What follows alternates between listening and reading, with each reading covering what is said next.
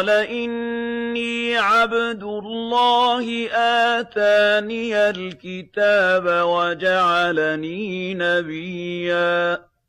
وَجَعَلَنِي مُبَارَكًا أَيْنَمَا كُنتُ وَأَوْصَانِي بِالصَّلَاةِ وَالزَّكَاةِ مَا دُمْتُ حَيًّا وَبَرًّا بِوَالِدَتِي وَلَمْ يَجْعَلْنِي جَبَّارًا شَقِيًّا